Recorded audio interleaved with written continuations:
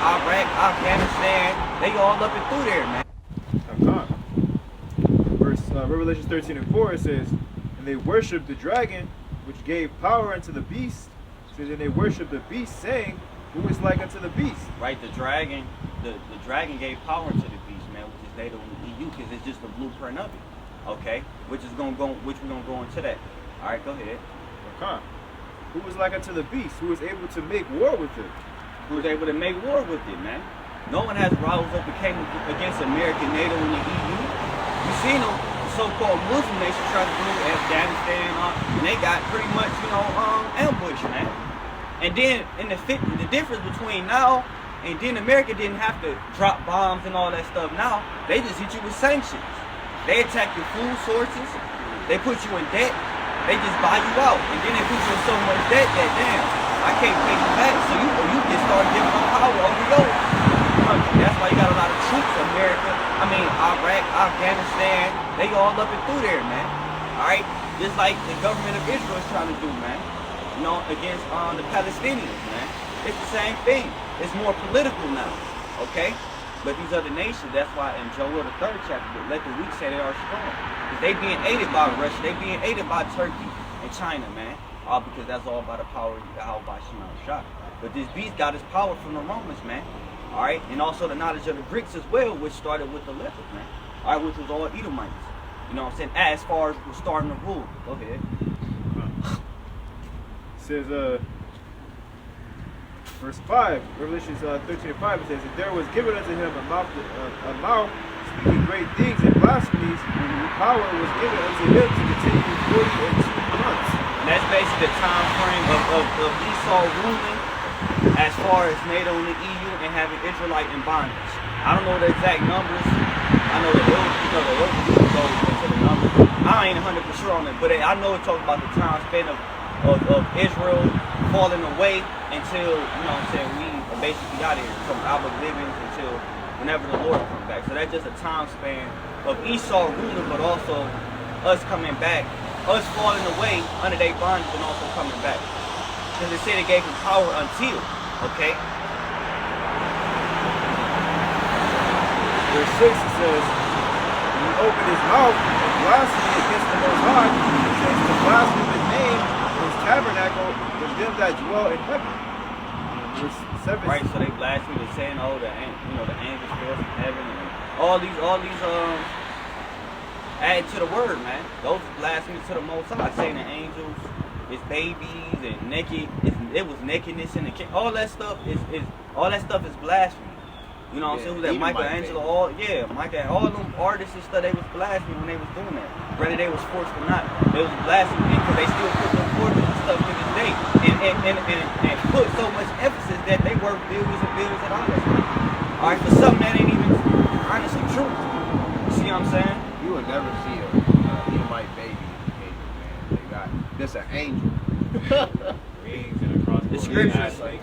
The scriptures never even described a baby. When they speak of the angels, people were scared. They was afraid. Right. I don't know anywhere where it talks about like a baby. That shit is paganism. That's blasphemy.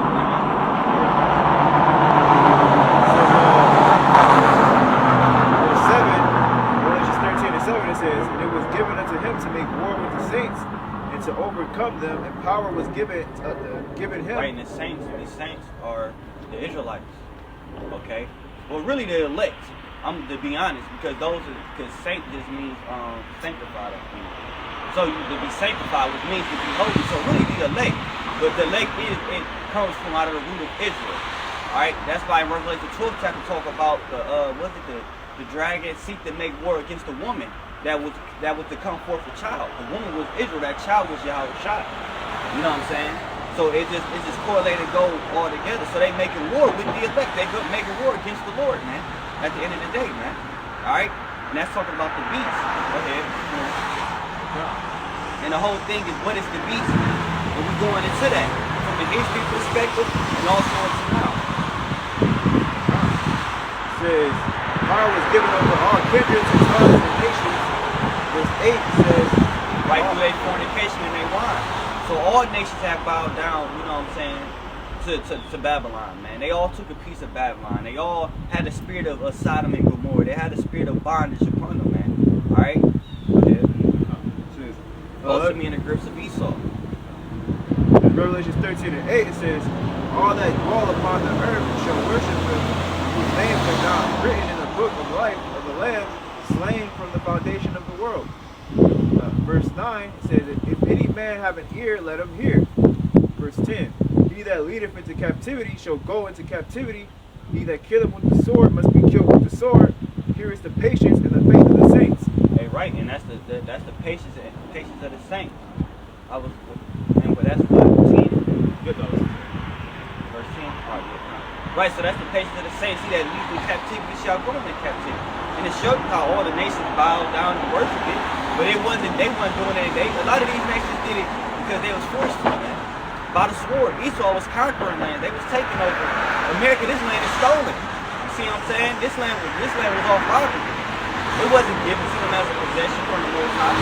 Alright? It was also paid by the destruction because of the wickedness of Israel. Alright, ultimately the Most High gave it the Romans. So they spoiled our possession. The Lord said he made the earth for our sake. Alright, to rule for righteousness. But now it's ruled by wickedness because of what? The sons of the wicked is in power. Those that's not in the Most High. Alright? Keep going, now.